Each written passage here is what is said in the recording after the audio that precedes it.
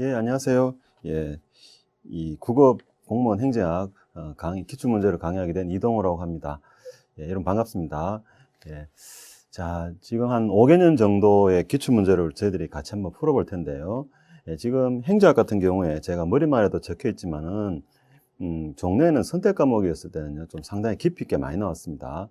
근데 최근에는요, 이게 필수 과목일 때 그렇죠. 최근에는 이제 선택 과목으로 바뀌면서 행정학 문제 자체가요, 난이도가 솔직히 조금 내려간 건 사실입니다. 그러다 보니요, 이 행정학 공부하실 때 기출문제를 먼저 완벽하게 정리하는 것이 가장 중요한 합격의 급선무가 아닌가라고 봅니다. 그래서 최근에 5개년 정도의 기출문제를 지금 같이 한번 이번 강의를 통해서 풀어보도록 하겠습니다. 왜 5개년을 잡았느냐면요, 이 행정학 기출문제의 큰 흐름 자체가요, 한 5년 전부터 해서 조금 바뀌었습니다. 시중에 남아있는 많은 기출문제들을 보면은, 15년, 경우에 따라서는 20년 전 기출문제들도 많이 나왔습니다만은, 너무 옛날 문제죠. 5년 정도를 중심으로 해서 기출문제를 여러분이 조금 완벽하게 정리하는 게 오히려 더 적은 분량으로 좀 더 효율적으로 공부할 수 있지 않나 하는 생각에서 이런 이 책을 쓰게 됐습니다. 자, 그래서 여러분이 책은 얇지만은 충분히 활용했을 때 여러분이 좋은 결과 올 거라고 생각을 합니다. 예, 그래서 우리가 이 5개년 정도 중심으로 해서 이제 앞으로 저와 같이 한번 행작을 공부해 보도록 하겠습니다. 자, 그러면요. 우선 2010년도 국가제 행정학 개론 기출문제 한번 출제 포인트를 보시죠. 예, 그런데요, 기출문제를 이렇게 포인트별로 잡아보면요, 아주 중요한 문제는 항상 매년 반복해서 출제된다는 느낌을 받으셔야 됩니다. 특히 여기 나와 있는 정부관이죠. 요 정부관의 문제라든지요, 또는 신공공관리론과 뉴가버넌스의 문제 같은 거, 그리고 특히 요 비시 분석, 그 다음에 정책 집행, 그 다음에 또 학습 조직, 그 다음 동기부여 이론 자체, 물론 허츠버그 이론도 있습니다만은 동기부여 이론 자체도 아주 빈출로 나오고, 리더십 문제, 전부 다 반드시 빈출로 나옵니다.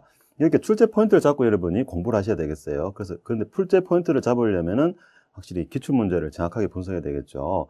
그 다음에 또 근무성적 평정상의 오류 문제, 매년 나옵니다. 딱 보면, 이게 중요한 문제라고 여러분 아셔야 되겠어요. 그 다음에 예산제도, 성과주 예산제도, 특히 성과주 예산제도 빈출로 나오고요. 정부회계 문제, 아주 중요합니다. 모두 중요한 문제들이 협력방식, 지방자치단체 간 협력방식 중요하고, 정보사의 특징 또는 책임성 논쟁, 이것도 조금씩 중요하다. 그래서 여기 동그라미 친 것만큼 특히 중요하다는 거 생각하시면서 여러분이 보시고, 아마 기출문제를 같이 풀어보시면요, 제가 특히 동그라미 친 것은 계속 반복해서 나온다는 거 아실 수 있을 겁니다. 이렇게 반복되는 문제들은요, 반드시 기출문제를 꼭 정리해서 가셔야 되겠죠. 그리고 생소한 문제 또는 생소한 지문 신경 쓰지 마시고요, 기출문제를 정확하게 이해하시면은 좀 생소한 문제 나오더라도 여러분이 문제를 다 풀 수 있습니다. 그래서 여러분 다시 말씀드립니다. 국어 행정학은요, 기출문제 전공이 최우선이다. 그걸 생각하시면서 반복하시기 바랍니다. 그리고 미리 이제 풀기 전에 또 한 말씀드릴 게, 기출문제를 답을 보인다 해가지고 그걸 아는 게 아닙니다, 여러분. 기출문제는 답만 보시지 마시고요. 답이 아닌 지문들, 틀린 지문, 또는 틀린 걸 찾아냈을 때 맞는 지문들도 꼼꼼하게 보시기 바랍니다. 그렇게 하셔야 여러분 행정학 공부가 되는 거거든요. 자, 그래서 여러분이, 그렇게 하시기 바라고. 자, 요거는, 좀 지어드릴까요? 표랑 그려봤는데요.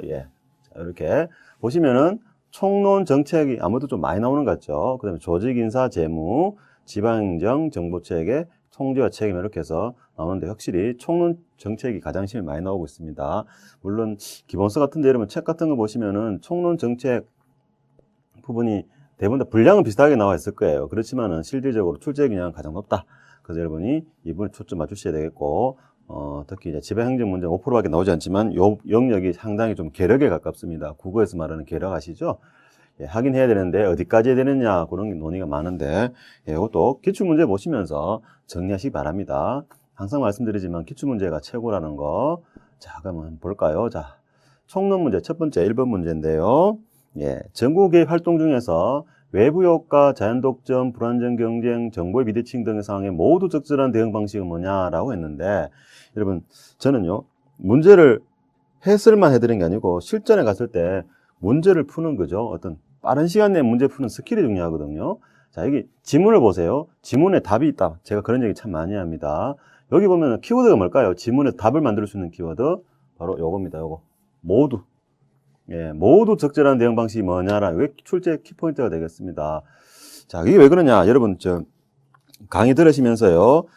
저도 지금 일부러 한번 보여드리려고 그랬는데, 자, 이렇게 책을 차라리 이렇게 두 개로 잘게 쪼개시 바랍니다.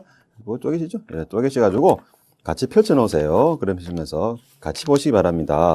자, 그러면 해설 잠깐만 봐봐요. 자, 여기 표 하나 있죠. 시향시표 정부의 대응 방식이라고 되어 있는데, 자, 거기 보니까 동그라미가 가장 많은 게 뭐예요?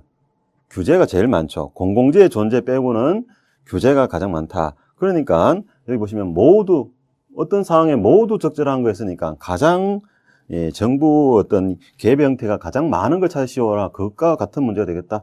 그러면 답이 몇 번 된다? 바로 정부 규제가 되겠습니다. 이렇게 모두 가장 적절한 것 찾으시오라고 했으니까 규제가 가장 많더라. 표에서 보니. 그래서 모두 규제. 이런 식으로 문제를 푸셔야 되겠어요. 표를 물론 여러분이 이거는 아주 중요한 겁니다. 자, A급인데 표를 가지고 가시되 거기 여러분이 동그라미 여기서는요. 이런 표를 보실 때는 어떻게 되냐면은 많은 학생들은요. 주로 동그라미를 많이 가져가더라고 시험장에요. 그런데 저는 학생들한테 말합니다. 동그라미는 안 나온다. 오히려 동그라미가 해당하지 않는 게 많이 나온다. 예컨대 공공재의 존재 같은 경우에 정부 규제에 해당하지 않죠. 이것도 예전에 한번 시험에 나왔었어요. 그래서 규제로서 해결하기 힘든 정부 집회는 뭐냐? 바로 공공재의 존재입니다. 공공재의 존재는 정부가 직접 공급해야 되는 거거든요. 예, 그래서 여러분 규제만 빠져있죠. 그 차라리 빈 공간에 있는 걸 중심으로 많이 보시기 바랍니다. 일단 다시 말합니다. 이제 우리가 앞강에서는 주로 제가 문제 푸는 어떤 스킬 중심으로 조금 앞강에서 얘기할 거고 뒤로 갈수록 점점점 내용을 가겠습니다만 자 보시죠. 다시 말씀드립니다. 모두 적절한 대응 방식을 찾아라 그랬어요. 그럼 이 표를 떠올리셔야 되는데 이 표가 잘 떠오르지 않는다. 그렇지만 동그라미가 가장 많은 건 뭐다?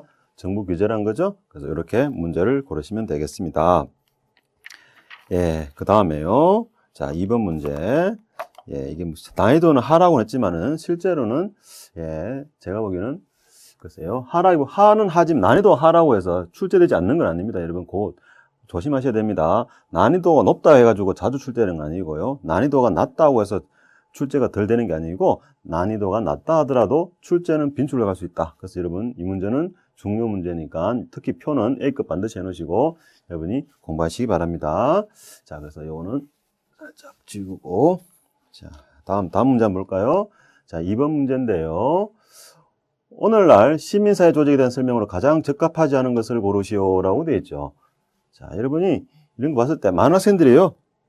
문제를 풀 때 1번, 2번, 3번, 4번 이런 식으로 많이 풀긴 하는데 실제로 여러분이 문제 푸실 때는 어떻게 푸셔야 되냐면요.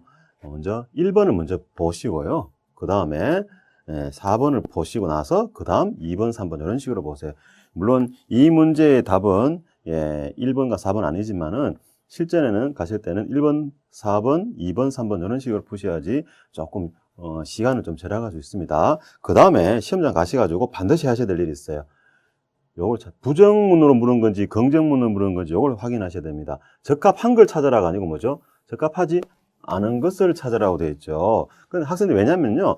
하지 않은 거 했는데 실제 문제를 1번, 4번, 2번, 3번 풀어가는 동안 어떻게 하냐면은 까먹어버려요. 적합한 건지 적합하지 않은 건지 이걸 까먹더라고. 저도 옛날에 수험생을 해봤는데 예, 까먹어요. 그러니까 반드시 동그라미 쳐놓으세요. 부정적인 걸 찾아라. 적합하지 않은 걸 찾아라. 이걸 머릿속에 생각하시면서 문제를 풀어나가세요. 왜냐 어떤 학생은 적합한 거 해가지고 찾다 보니까 답이 안 보이더라는 거예요. 실제로는 적합하지 않은 건데 그래서 답을 못 찾는 경우 나중에 시험장 나와서 보니까 부정문으로 됐더라는 거야. 그래서 내가 왜 그러지? 한번 이러더라.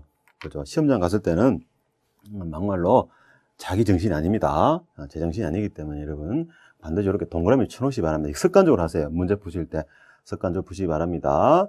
자, 그런데 보시죠. 1번 보시면은 정부와 비정부 조직 간에 자, 이게 주로 이제 NGO를 말하는 거죠. 비정부 조직이라는 거는 우리가 NGO를 말하는데 적대적 관계보다는 동반자적 관계가 확산되고 있다. 이게 여러분 이런 거 있죠? 문제 푸실 때 적대적 관계에서 동반자적 관계로 간다. 이런 것들 이렇게 문제 푸시면 동그라미 해놓으세요. 그러면 나중에 복습하기가 용이해집니다.